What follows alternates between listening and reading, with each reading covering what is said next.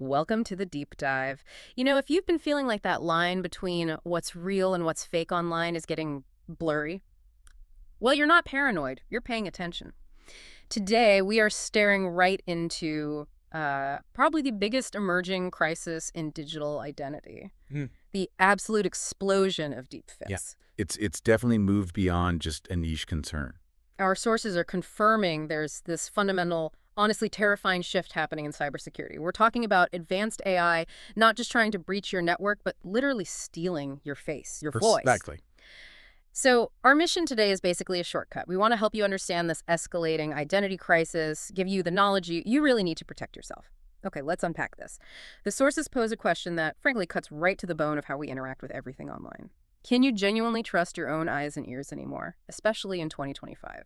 And unfortunately, the answer is rapidly becoming no, or at least not without serious verification.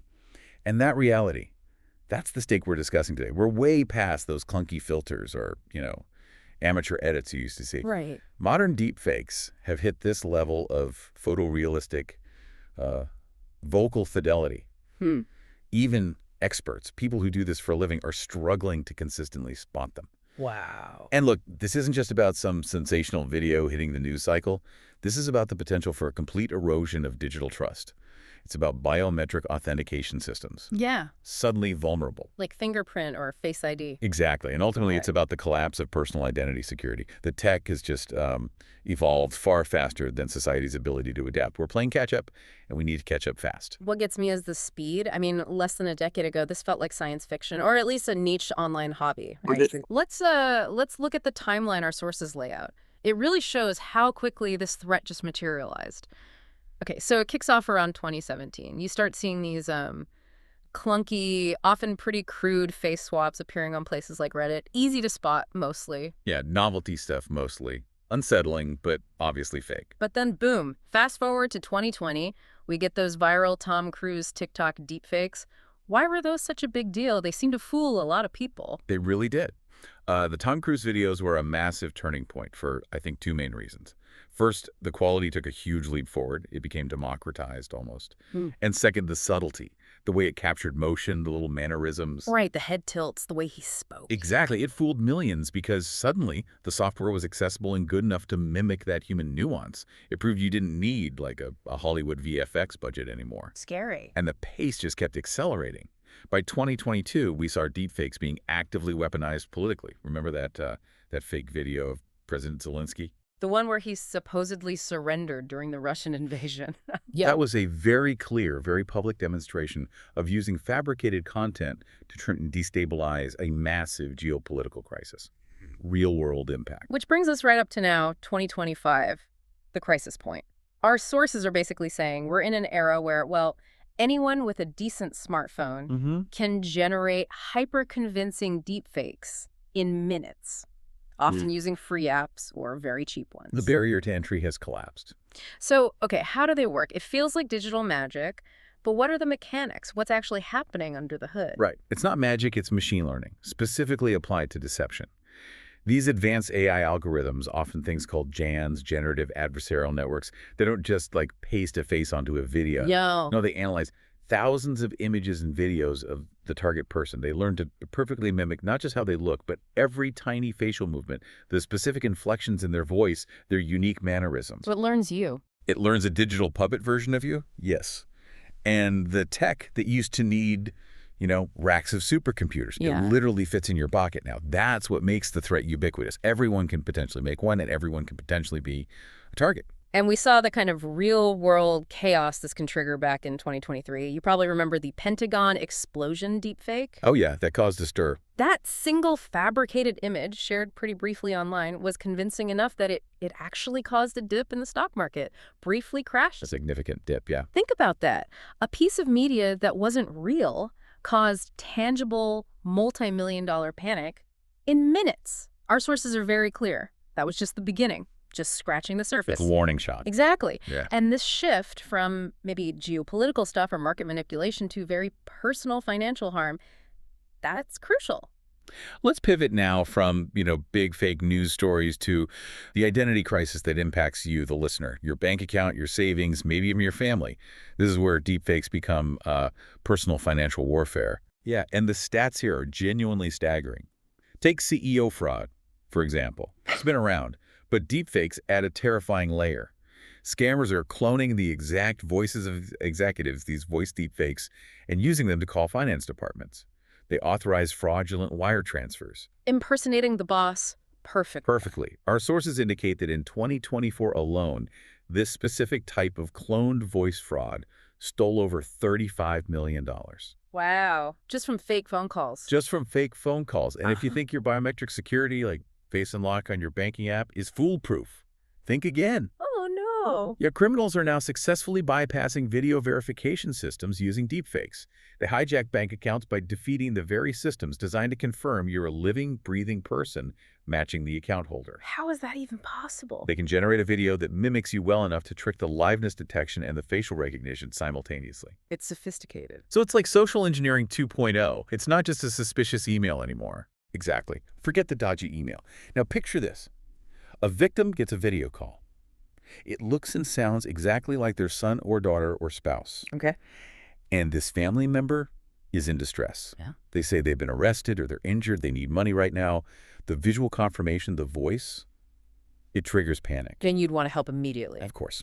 Victims are tricked into sending thousands of dollars instantly, driven purely by that fear and what seems like undeniable proof. Wow.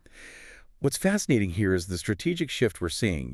This isn't primarily about targeting famous politicians or A-list celebrities anymore. They were almost the proof of concept phase. Right. Everyday people, like you listening now, you are the new high-volume targets. Because our faces, our voices, our digital footprints online, they're now valuable commodities that could be stolen and weaponized. That brings us to the non-material damages, which honestly might be the most chilling part of all this. Just pause for a second, try to really imagine it.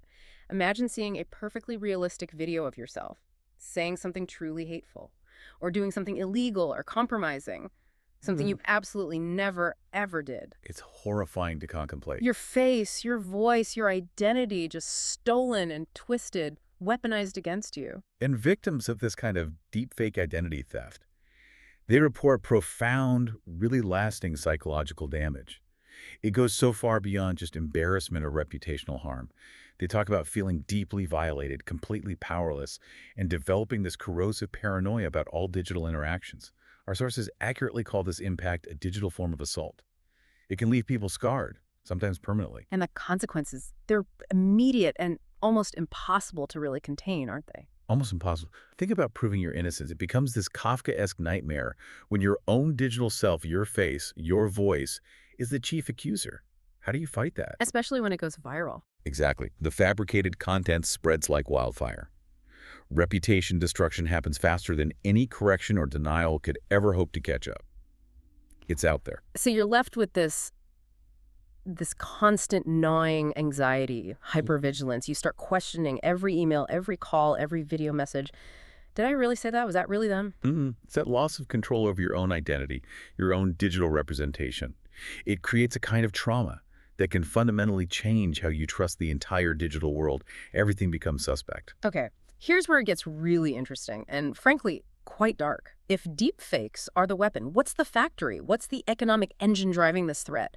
It turns out there's a whole industry, Deepfake-as-a-Service, or DAS, operating openly yet invisibly on the dark web. It truly is a nightmare marketplace. And the chilling part is the accessibility. We're talking about hidden forums, encrypted chat groups, dedicated dark websites. You can go there and commission a custom deepfake designed specifically to, say, harass someone or ruin a reputation or commit fraud for as little as $50. $50 to potentially destroy someone's life. $50. It's industrialized digital crime. The menu of services is, well, it's disturbing. You can get custom pornographic deepfakes specifically for harassing or blackmailing individuals. You can order high-quality corporate espionage videos, fake executives making damaging statements, fabricated legal evidence to try and manipulate trials, Fake evidence. fake video evidence, and even sophisticated fake identity documents using deepfake photos designed for high-level financial fraud or crossing borders. And this isn't just a small corner of the internet, is it? Not at all. This underground industry is estimated to be generating around $2.5 billion annually, and it's acting as a force multiplier for other types of crime. Like ransomware. Exactly. Ransomware attacks that are enhanced by deepfake threats where criminals don't just encrypt your files, they also threaten to release fabricated, compromising videos of you, unless you pay those, have seen a massive 300% increase just since 2023. 300%. And the ransom demands in those cases are horrifying. Victims are paying an average of $50,000 to prevent the release of fake, damaging deepfakes. And catching these guys must be incredibly difficult for law enforcement. Immensely difficult. Yeah. These services operate across international borders. They use untraceable cryptocurrencies like Monero for payments, and the operators maintain near-perfect anonymity. The jurisdictional challenges alone create this perfect storm for digital criminality to thrive. Okay. That is quite the terrifying state of the union. So the big question, how do we fight back? What can we actually do? Let's pivot now to defense. Strategies, detection methods. Yeah. What's available right now for you listening, trying to navigate this? Right, it's not hopeless, but it requires a multi-layered approach. On the technology side, the defense is essentially an ongoing arms race. We heavily rely on AI-powered forensic tools now, things like Microsoft's Video Authenticator, for instance. These tools analyze media files looking for subtle inconsistencies that the human eye usually misses. Inconsistencies, like what? They look for specific digital artifacts. Minor anomalies in how light reflects off surfaces, unnatural blinking patterns, humans blink randomly, AI sometimes generates rhythmic blinking or tiny errors in micro-expressions, those fleeting facial movements. Why focus on stuff like blinking or lighting? Seems small. Because while AI is getting incredibly good at rendering a realistic image, it still struggles sometimes to maintain perfect physical consistency across video frames. You know, the way real-world physics works. If a light source seems to shift unnaturally between frames, or if the blinking rhythm is too perfect or too weird, the forensic AI can often spot that pattern discrepancy instantly. Things our brains might just gloss over. I see. So it's looking for the digital fingerprints the AI leaves behind. In a way, yes. Beyond just detection after the fact, we also need more systemic solutions. Our sources talk a lot about digital provenance systems. Think of it like a verified digital birth certificate for media content, often secured using blockchain technology. So when a photo or video is originally created by a trusted device, it gets stamped with a unique, unalterable cryptographic signature. This signature verifies its origin and proves it hasn't been tampered with since creation. You can instantly tell if it's authentic or if it's been manipulated. Are companies actually doing this? Some camera manufacturers are starting to embed these kinds of cryptographic signatures directly into the image or video metadata. It's a promising direction, but needs wider adoption. Right. But tech alone isn't a silver bullet, is it? Yeah. What about personal security measures? What can I do right now? Absolutely crucial. Technology helps, but individual vigilance is key. Our sources consistently recommend 3 critical steps we should all be taking, like yesterday. Okay, what are they? First, basic digital hygiene, but supercharged. Implement multi-factor authentication, MFA, everywhere you can, especially on financial accounts and email. And, critically, use hardware security keys or dedicated authenticator apps. Not just SMS text messages for codes. Preferably not just SMS. Text messages can be intercepted through SIM swapping relatively easily. Hardware keys or apps running on your device are much harder for attackers to compromise remotely. Makes sense. Okay, step 1. Better. MFA. What's 2? Second, shrink your personal attack surface. What that really means is be much more mindful about the photos and videos of yourself you share publicly, especially on social media. Why? Because every clear photo, every video clip where you're speaking, that's potential training data for a scammer looking to build a deepfake model of you. The less high-quality source material you give them, the harder you make their job. Right. Limit the training data. Okay, and the third step. Third, and this one is maybe the most vital for those emergency scams, establish verbal passwords or safe words with your close family members and friends. Like a secret code word. Exactly. Agree on a specific, unusual question or phrase that only you and they would know. So if you get one of those terrifying, realistic, deepfake video calls from a distressed family member demanding money, You ask the question first. you stay calm and you ask that prearranged verification question before you panic, before you even think about sending money or giving out information. It's like a human firewall against emotional manipulation. That's actually really smart. Simple, but smart. If we connect this to the bigger picture, though, We have to be realistic and acknowledge the fundamental asymmetry here. This is an asymmetric arms race. What do you mean by asymmetric? The attacker, the person creating the deepfake for fraud or malice, only needs to succeed once. They only need one convincing fake to get through, one person to fall for it. But the defender, you, the platform, the detection tool, needs to be perfect. You need to catch every single fake 100% of the time. That's an incredibly high bar. So the attackers have the advantage. They often do, yes. US detection tools, while improving, will likely always lag just slightly behind the latest creation techniques. The defense is always reacting. Which really underscores that your most important defense tool is your own brain, critical thinking. Absolutely. You have to operate with a mindset of, let's call it trust but verify, especially for anything unexpected or high stakes. So question that weird video call asking for money, even if it looks real. Question it. Verify any urgent request through a separate, known safe communication channel. If your CEO calls demanding an urgent wire transfer, hang up. Then call them back directly on their known office number or extension. Don't trust the incoming call implicitly. So what does this all mean? Where are we heading with this? Well, it feels like we are rapidly approaching, or maybe are already entering, a kind of post-truth world online. A world where the default assumption for any digital content you encounter might have to be that it could be fabricated. That's a heavy thought. It is, and it Yeah. fundamentally changes how we communicate, how we authenticate identity, how we decide what to believe online. If we don't get a handle on this, if coordinated intervention doesn't happen quickly, what are the big societal risks? They're profound, really society-altering. Imagine video evidence becoming fundamentally unreliable in courtrooms. That throws the entire legal system into chaos. Yeah. News organizations will struggle constantly to verify footage, making accurate reporting incredibly difficult, maybe impossible in breaking news situations. Political manipulation could reach levels we can't even conceive of yet. And just on a personal level, trust in business communications, even personal relationships conducted online.